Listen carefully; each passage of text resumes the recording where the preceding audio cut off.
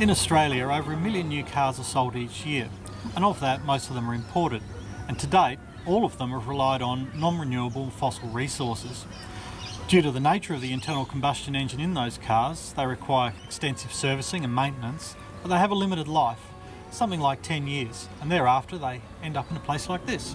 For every litre of petrol burned, 2.3 kilograms of CO2 are released into the atmosphere. Now, a rear-wheel drive car runs at about 20% efficiency. Therefore, 80% of the valuable energy that's in petrol is lost as heat, noise and pollution. So you can see that the road transport industry to date has been a one-way street towards resource depletion. In 2004, my company Deep Green Research started to look at solutions to this problem. We looked at what technology was currently available and what was going to be emerging in the very near future, and it seemed that electricity was the best solution to road transport given the way the world is currently structured. Now, we always will need petrol and diesel into the future, but given that most driving is in cities on short commutes, then the EV is more than adequate to the task. The pinnacle of EV technology can be seen in the solar cars that come from universities and engineering companies from around the world. They bring them to Australia and race them across the inland deserts in the Global Green Challenge. So this was the model we used for our electric vehicle. Deep Green Research contracted former solar race participants and components manufacturers and got them to upscale their technology to be used in a full-size family sedan. We also thought we'd pay homage to the origins of this technology, so we entered the car into the 2009 Global Green Challenge.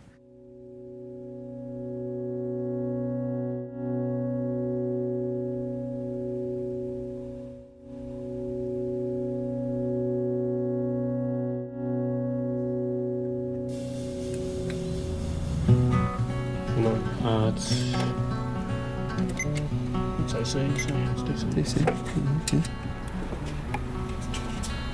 It's even weirder, it's different again. Well, that says 0 volts to that. Yeah, and back to see if it goes negative.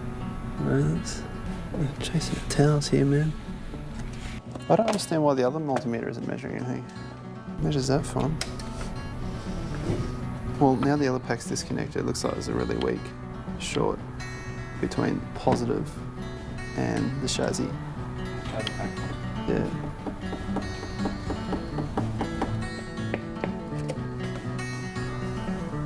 Well, I can't see anything in there that we can actually do about that, so I think we should just put the lid back down. There's certainly not like an obvious shorts in there. One of the batteries or something.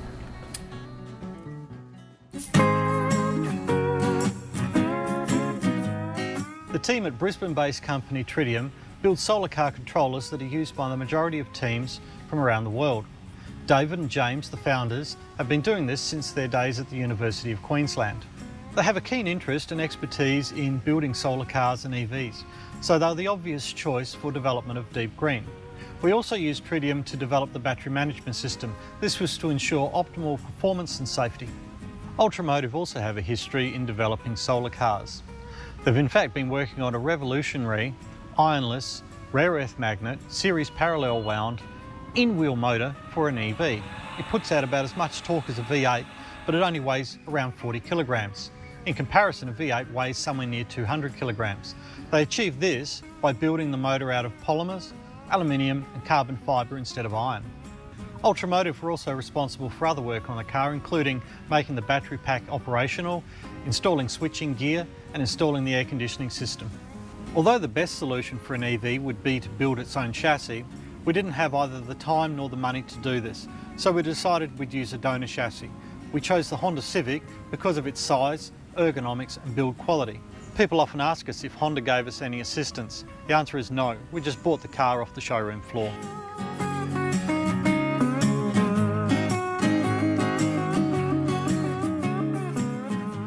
If we look at the cost differences, we find that off-peak coal power costs about 12 cents per kilowatt hour, whereas green power costs around 17 cents per kilowatt hour. This equates to $300 versus $380 to run a car for 15,000 kilometres. A petrol car costs around 10 times this at around $3,000 per year. Furthermore, when vehicle-to-grid technology becomes commonplace, people will be able to sell their excess power back into the grid during peak times and thus offsetting the cost of running their cars. This will also negate the need to build more coal-fired power stations. Often critics will say that an electric car is just transferring emissions from the tailpipe to the smokestacks of a coal-fired power station. However, if you do the sums, you find that the EV only produces about 50% of the amount of emissions. A truly green transport system wouldn't use coal-fired power at all. In fact, it'd use green renewable power, like solar and wind. By doing this, we'd also create stimulus for more investment in green power. We've built an electric car in Australia on a limited budget, on a short timeline, and basically anyone can own it. This is the story of the EV, Deep Green, and its journey.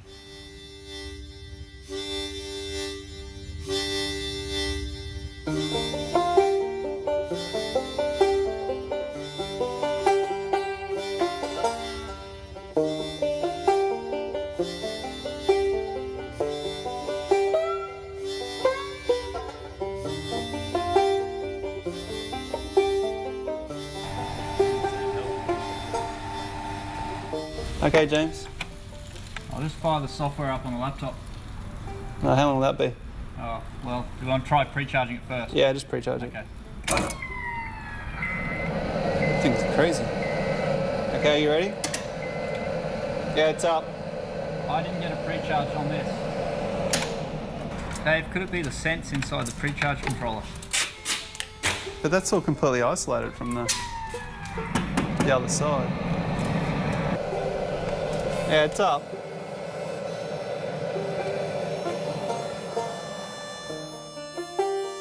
I didn't get a message from the pre-charge controller that it was okay. They both came on. Yeah, it sounded like it. Try it again. I had voltage on the controller. Yeah, okay. It hasn't been told that the pre-charge is finished. Yeah, I measured a voltage. Yeah. Well, can you just ignore that for the moment? Just get rid of that check. We're going to test this thing, I think.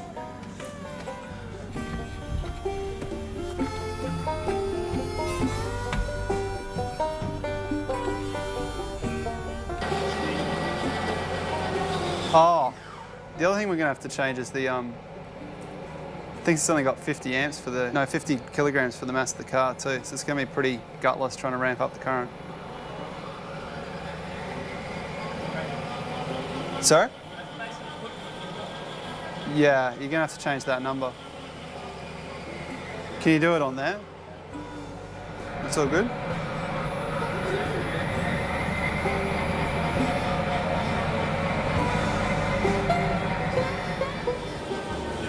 Well, what do we do? Drop it down and see if we move? Oh.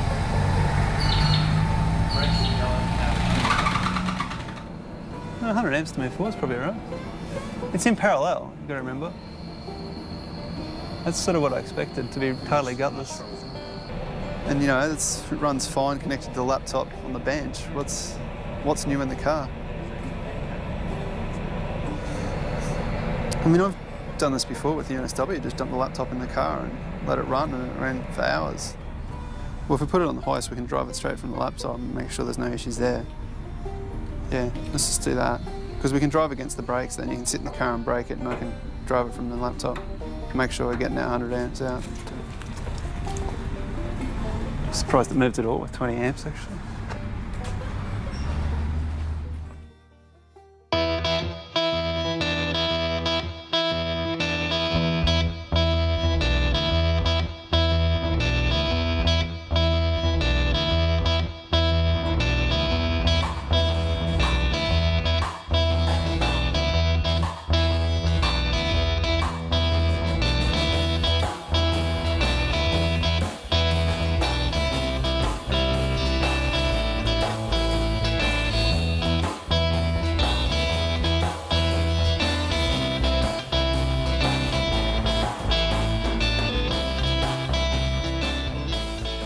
We've covered nearly 3,500 kilometres in just under 3.5 days, so everyone's really worn out. Just got the registration done in Cloncurry. That was a huge relief. We left Brisbane on Monday without a registered car, waiting for all the paperwork to go through. So that's one weight off the shoulders. When we get to Darwin, We've got to get the car to a workshop to get a wheel alignment and balance. We need to fit some new rear springs. Then we've got meetings all afternoon with the race organisers. It's going to be full on.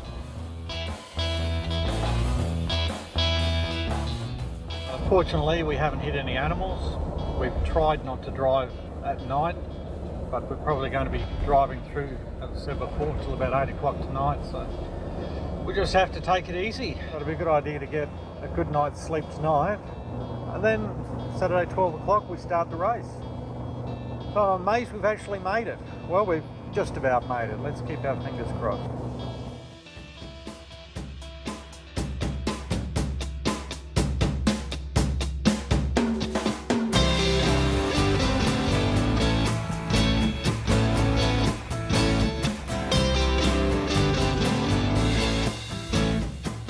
We're at Hidden Valley Raceway and it's the day before the start of the race. The car is yet to complete its maiden run around the racetrack and we still have to pass scrutineering before we run out of time to qualify. We're pre-charging through these resistors, aren't we? Yeah. They didn't cause any problems when I took them off. Nothing changed when I took them off. It's when we took the sense line off. So we should be able to pull that plug out and see exactly the same effect as what you just saw, basically.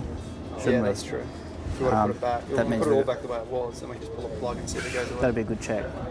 Let's try that, just in case we disturb something else in there while we're doing it. No, it's not. Where'd that go? That's not bad. Magnetic Diva, please.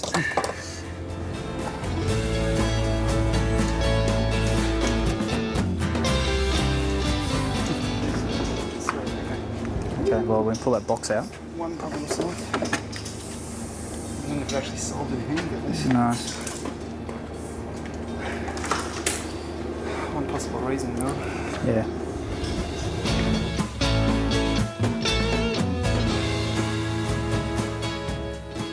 Luckily, we got the car onto the track at sunset, and even though there were some remaining glitches, the car ran sufficiently well to qualify for the race.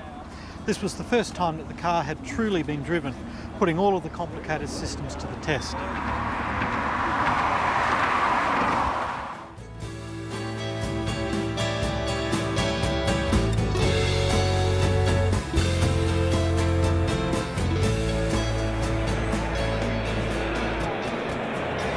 How long have you been working on this project for? I've been working on it for about 4 years. The development of the car has only occurred really in the last 12 months. Before that was laying all the groundwork of putting in applications. State government's been really good.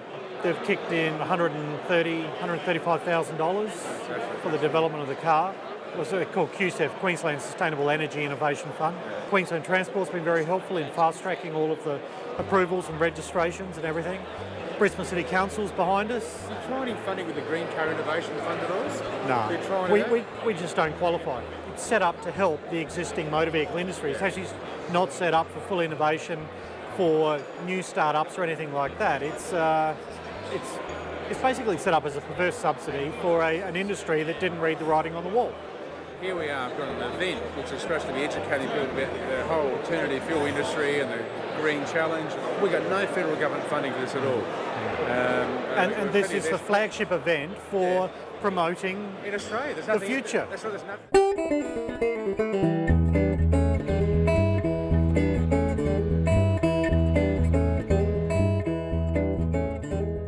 The Global Green Challenge is being presented this year in two distinct parts, the Eco Challenge and the Solar Challenge.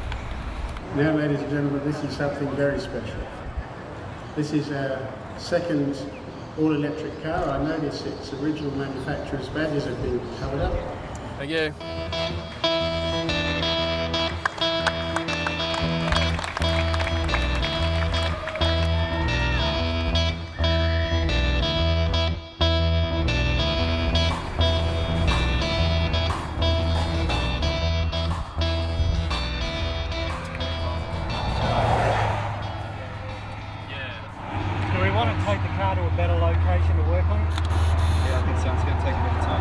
Probably a roadhouse up there somewhere you can work in the shade. It hasn't been running properly, so Bernie's been cycling it up on lots of theirs they've been driving. And they get heated up every time you turn the car on, but they're not designed and continually turning off. So Bernie's been resetting it every minute or two because we're having issues.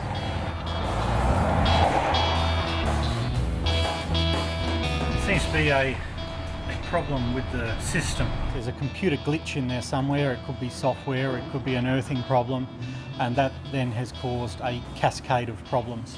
It's just unsafe to continue driving the car until that problem's fixed. Then we'll have the car running how it should be running. We're going to trailer the car to Catherine, that way we can work on it properly overnight. It's par for the course, really. These things happen, it's an untested car, and at least we've learnt one lesson, and that is you can't cycle on and off the pre-charge circuits without having some kind of consequence. It's the best we can hope for. Yeah, we know what the problem is. We have the facilities, the equipment to fix it. So it's not like our race is over by any means. Last year we had the same problems, and we just get over all of them. These are fixable, and it will just be back on the road again tomorrow. It's hard to be happy in this heat, but well, it could be a lot worse. I suppose that's the best way to look at it.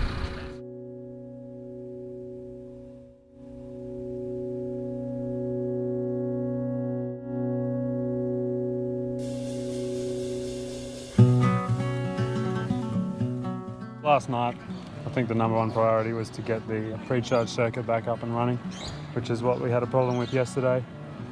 That involved swapping out a couple of components and replacing them with new ones, but also had a few changes to the software to make it a bit more robust so that a similar thing wouldn't happen in the future.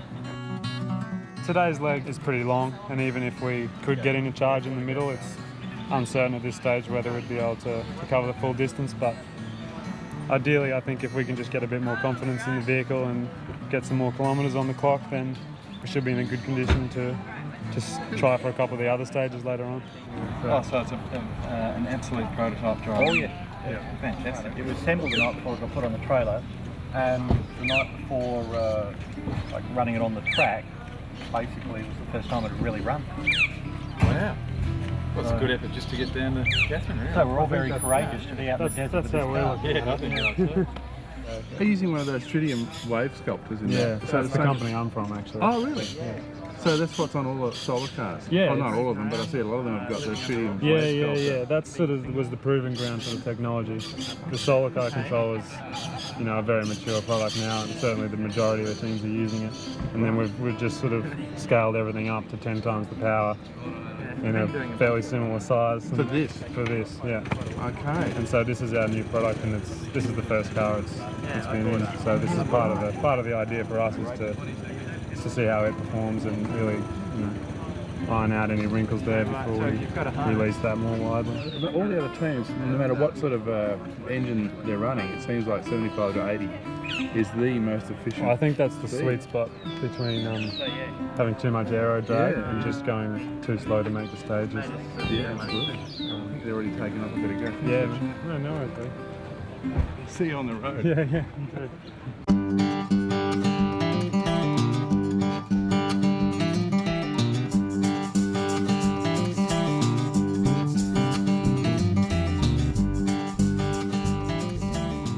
You could tell when the road surface changed, it was like, Did you made like 2 kilowatts different. Yeah, power consumption dropped a lot. I mean, it's not only the first 100 k's we've driven on electric, it's the first 100 k's this car has ever driven. So the battery voltage drops rapidly at the start and then runs fairly flat in the middle and then drops rapidly again at the end. So until we actually do that for the first time, we don't know what range we're going to get out of the car.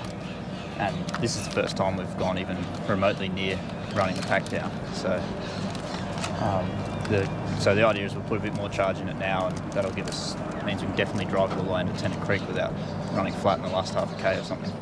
Trying to keep the current between, 30 amps and 80 amps or something. I don't know, it's just like a really boring computer game. There might have been 1 or 2 batteries, because we've got 107 batteries. Obviously, there only needs to be 1 bad battery to make everything really painful. Willie's garage just down the road. The guys are there working on a boat, and they've got 3-phase power. I spoke with the guy who's working there, and he said, "Yeah, I don't think there'll be a problem." Right. But I think we'll scrape together a 6-pack and give it to them or something. The car's been running really well. They've basically solved 2 problems, and the third problem they have bypassed what was causing that fault. So we're just doing the calculations, and under ideal conditions we could be achieving up to 300 kilometres range on the car. And if that's the case, then tomorrow's stage we can do it within the allotted time frame. We can do it in 2 legs, and we charge in the middle. We would be putting in a really competitive stage, and we'd be doing that on effectively 0 emissions.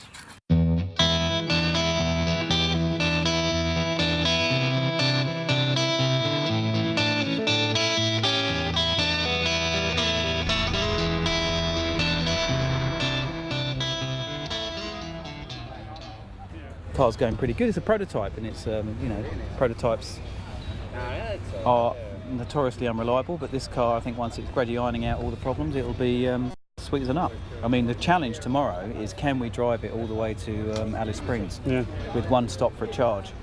That's the big run we're going to try and do, and whether we make it, I don't know, but stands a chance. Day 2 is a lot better than day 1. We did something like 150 kilometres this morning. We didn't fully charge the car last night because the guys were working on the electronics for the car. There are still limitations on what we can do with regards to the rate of acceleration.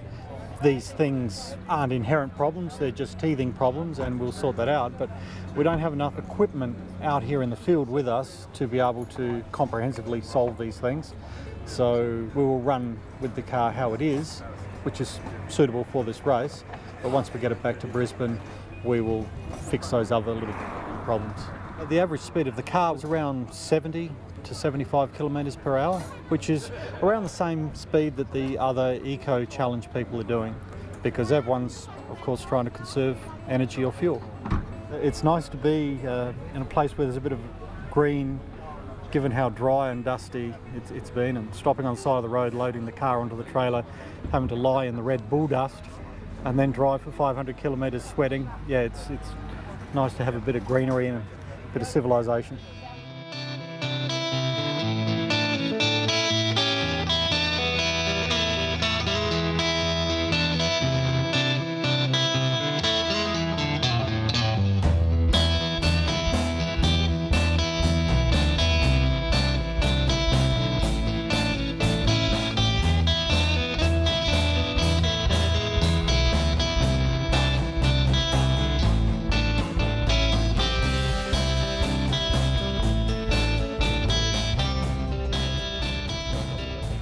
Generator, perfect timing.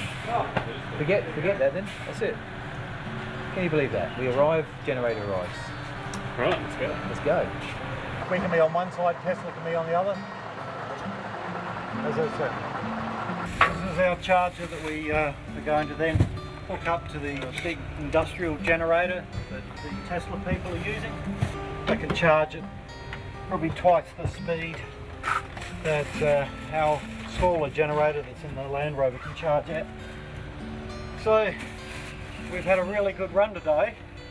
Firstly in the distance that we've done, secondly in the timing, because we got here just before the generator turned up.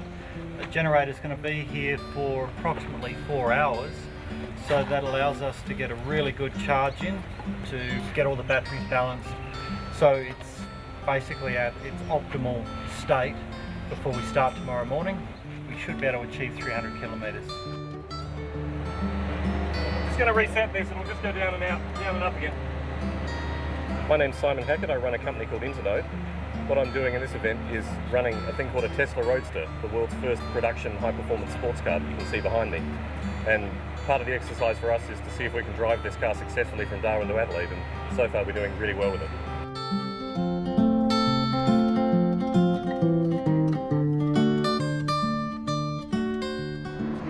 Travelling at about 65 kilometres an hour? Probably 55 to 60. Depends entirely on the weather. Yeah, I mean we're going to come up to our target watt hours to see what I mean. Well, that's good anyway, because we want to travel slow as well. Yep. We really want to get 300 kilometres out of that. If we can get 300 kilometres out of this, then that'll be the big label that we hang on. Right, exactly. Yeah, good for 300, you know, every time. Yeah. We could, as far as I want to go tomorrow, just need to get it under 100 watt hours per kilometre, so see if I can do it. And it's just a matter of speed. Again, no tailwind, it'll work. The tailwind, I think I'm just going to sleep in and then have breakfast.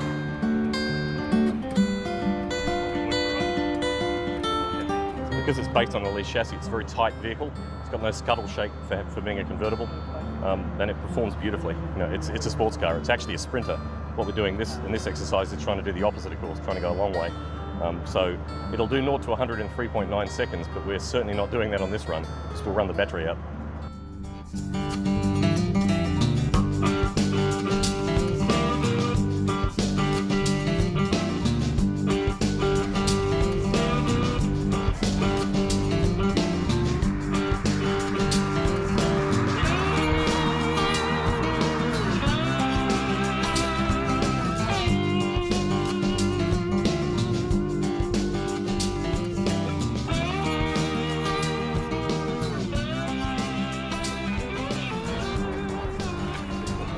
Well, you guys seem to be making every bloody stage. Yeah, well, the car's working great. That car's getting caned. It's yesterday, right? Yeah, we did Adelaide to Melbourne in an electric car, and we had a brunch and an early dinner, and it works. Like, that's amazing. It all went really smoothly. The car didn't have any glitches. I mean, there's the known couple of things that we want to fix. Like if you use the wrong TV aerial on your TV, you won't pick up any reception. I guess that's what's happening in the car. Some parts of the car aren't getting any reception from other parts of the car. I was actually still getting over yesterday, right? Adelaide to Melbourne, in effect. It's in an electric car. And it's actually fun to be out there. We saw the leading solar car go past us only about 20 k's out of town. It's just fantastic. Watch it come up and whizzing by. Brilliant. I watched him coming up here and I'm going, my God. Yeah. The cool thing is the evolution, right? The controllers in those solar cars are sitting in that, right? It's scary. And it's scary how close it is now. Yep. Okay, we've made it to Alice Springs. We went 240 odd kilometres from Tennant Creek. We drove it in under its own power, through the traffic lights to the Crown Plaza Hotel. Our long range that we did today, 240 kilometres, we were actually doing up at around 80 kilometres an hour. So by reducing the speed, just like with any vehicle, you improve the range. Yeah, very excited for tomorrow. I think we'll do the 300 Ks, but not only that, I think we'll exceed it.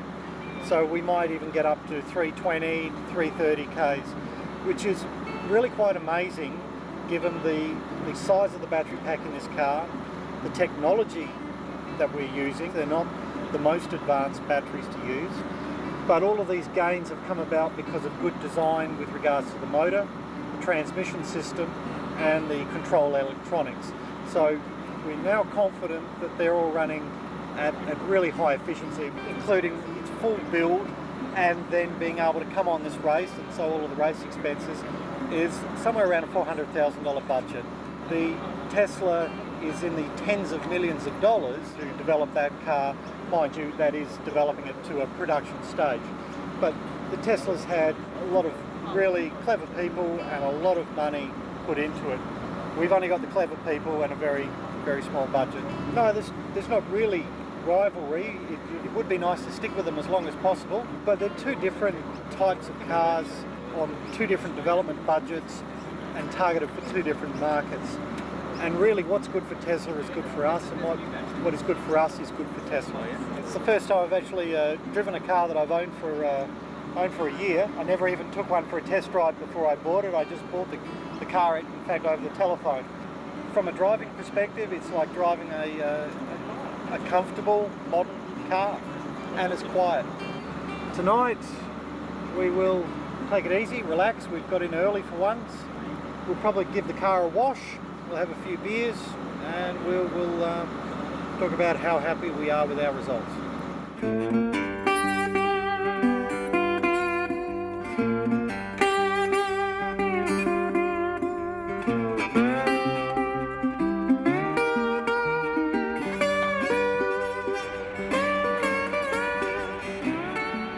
They just put a little bit of tape over the charging plug to seal it, so it can't be accused of falsely charging during our trip this morning.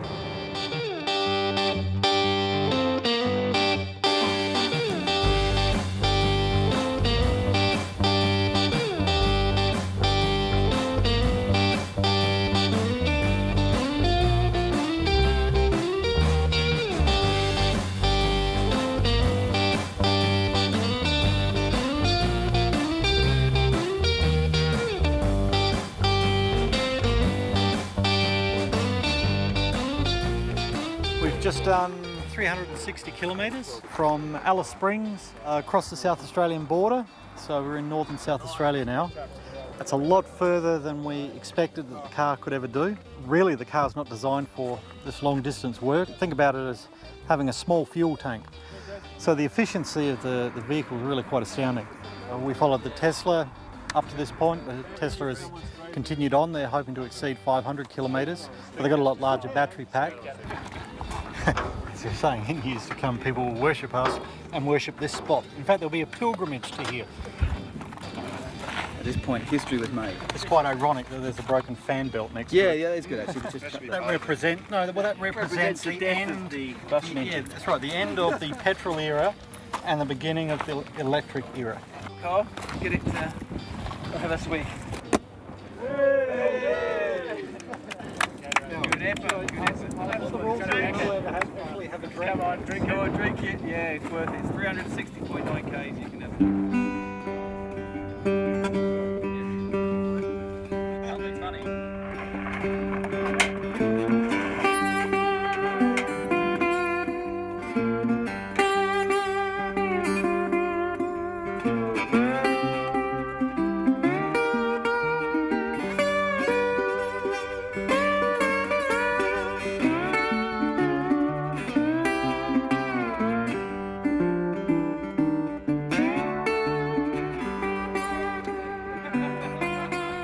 Welcome to Turpin This is where you come when your electric car breaks down. When we come to Turpin, we always go to I'll see you make a frosty.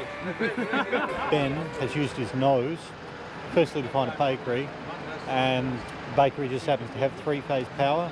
And the chaps who run the bakery, certainly friendly enough, helpful enough to let us charge in their bakery. So we're going to get a couple of hours charge here, and then probably go over to the Tesla charger afterwards. No, there's no bread sandwich like a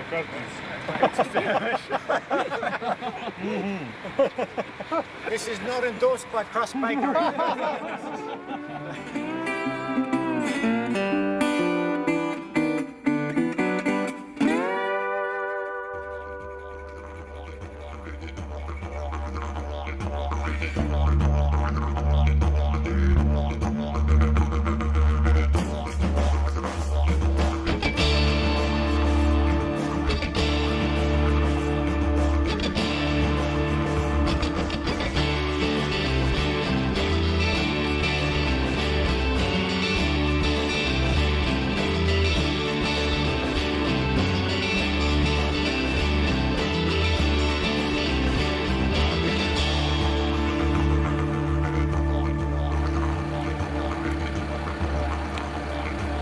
I can smell something, but I think it was wood smoke.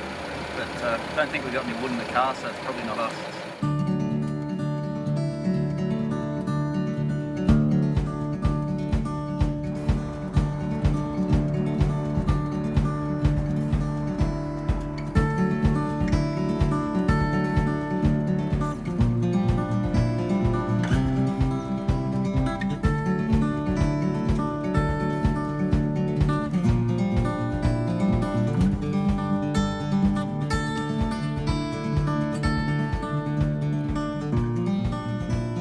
We arrived at Port Augusta last night, and it was really a sight for sore eyes after travelling all the way from Darwin and having quite hot, harsh conditions. And even though the outback is lovely, there's something about arriving into a town and having still water and fishing boats, and especially at sunset, it was a really beautiful sight.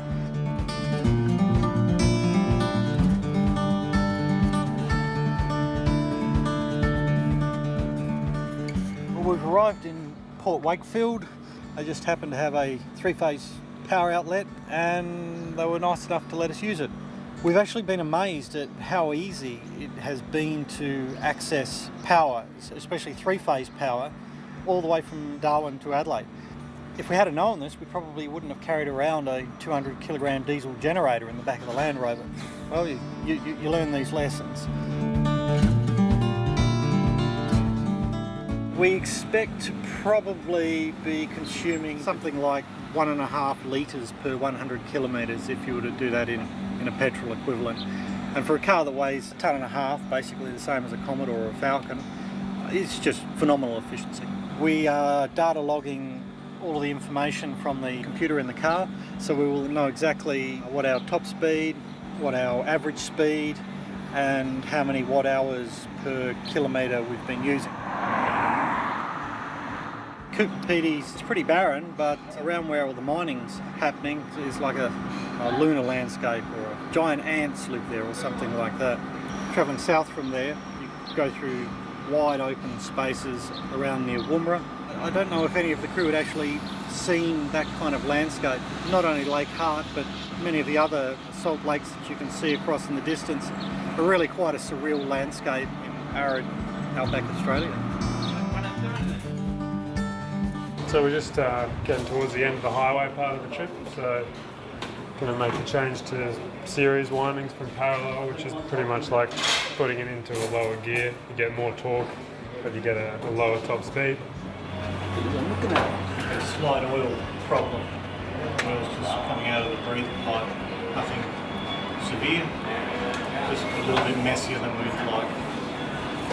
I'm Caleb Walsh. I'm recently graduated in engineering from University of Queensland, and I'm working for Tritium. Yeah, the car's been really amazing. I think it's impressed everyone. Great little car. I really like working for Tritium. I've learnt a hell of a lot during my time and on this project, and yeah, really feel like I'm getting somewhere. Still high, isn't it? Yep. Nice and tight. Oh, look at that. Oh. Like a normal car.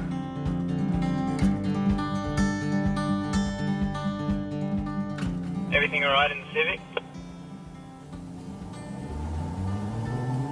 We got a software overcurrent at 80 k's an hour. I've just had to stop to restart it. So you're going to try and do about 75?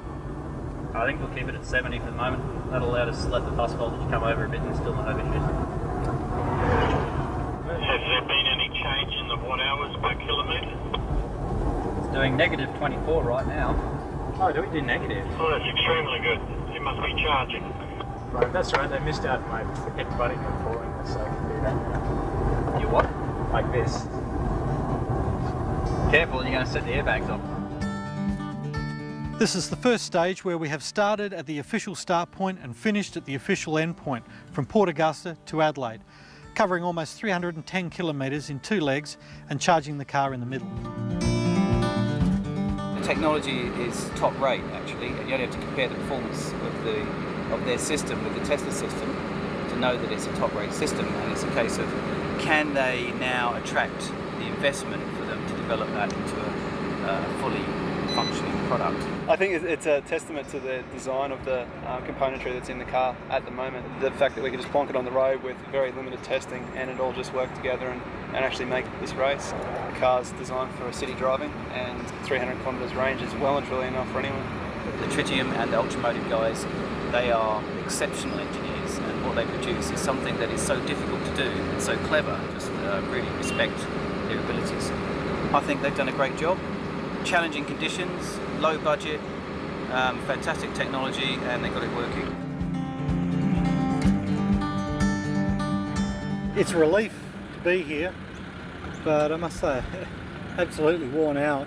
So it's a bit hard to enjoy it at the moment. Hot, tired, worn out. It kind of looks strange actually. The car's quite dusty, and I've been watching it intensively driving through the outback and the dust and the dry, and then to see it on green lined city streets, it's kind of a bit strange. It's almost like it doesn't belong here. Unfortunately there's no power supply here to charge up the car. It's a bit crazy. A couple of electric cars in this race, and the organisers don't have any power supply for us here at the marshalling area. Both Tritium and Ultramotive have done a fantastic job, not only in putting the car together, but also in maintaining the car and monitoring all the systems. So yeah, they've worked really hard. It should help with loading the car. Excuse me.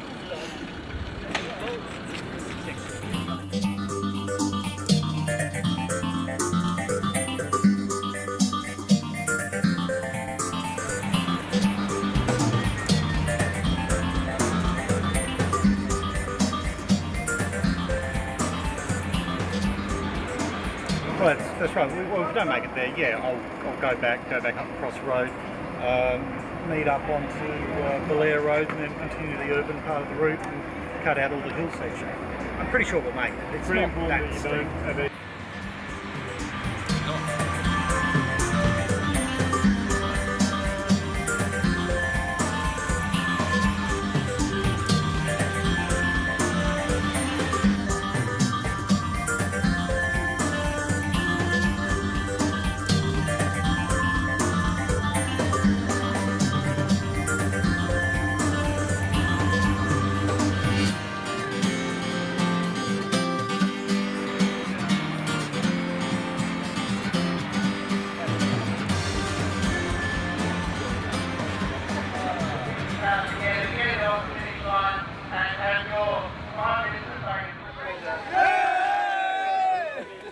Okay, we made it. We're here in Victoria Square at the end of the race.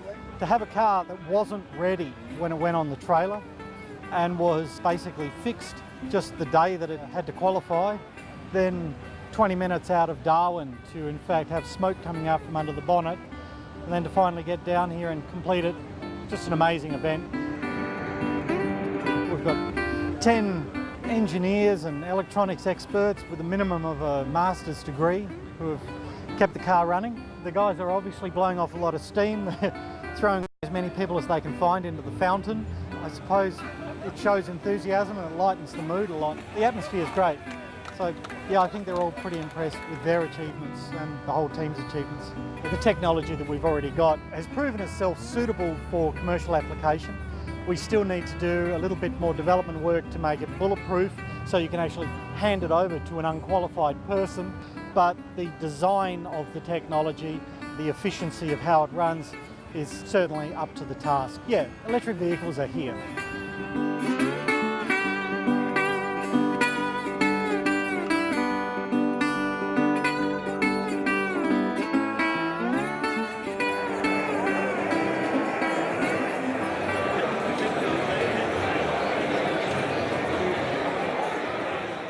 We have an award for deep green research from Queensland.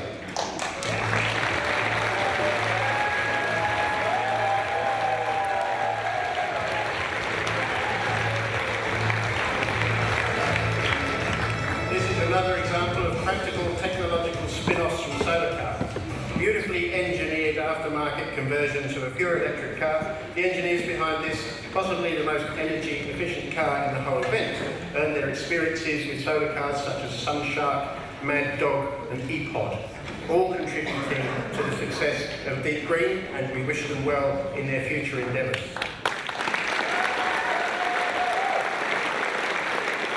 We're at the Adelaide Convention Centre. They've just had the awards ceremony. We won the award for small electric vehicle. I think it's the first time that electric vehicles, both Tesla and ourselves, won awards. All the participants in our team are really happy with what's been achieved. So it's a major milestone. It shows that the vehicle's reaching maturity and that they're serious contenders now.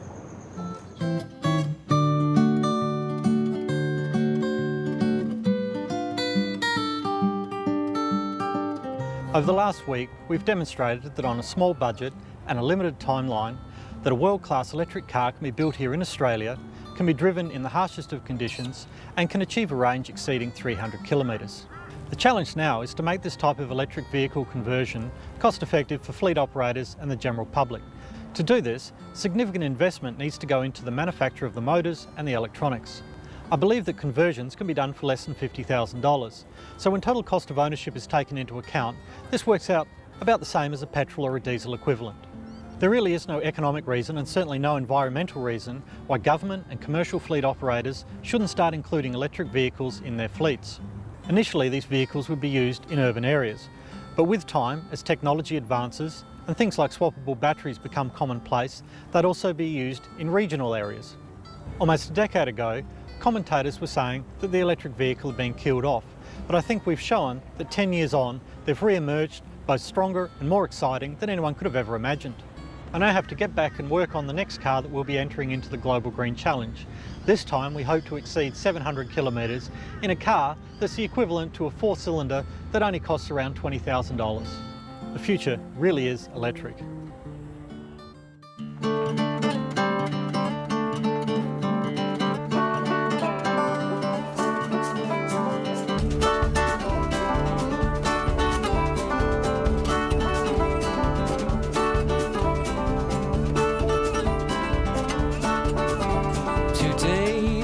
of love are closed.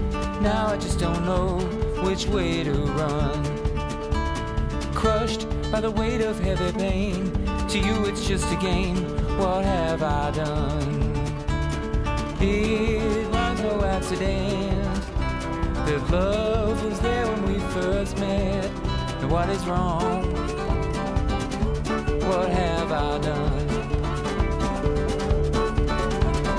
Nothing down the line, no one left to hold. Sycophantic lies burn through my soul. You give me the blues when you don't return my call. Now you just shot through like a cannonball.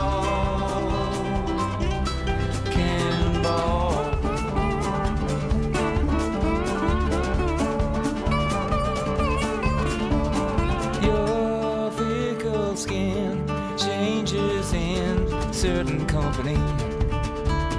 You don't know who you are. Find it so bizarre that my heart bleeds. There's always someone else to blame. When you're in a losing game, it doesn't pay.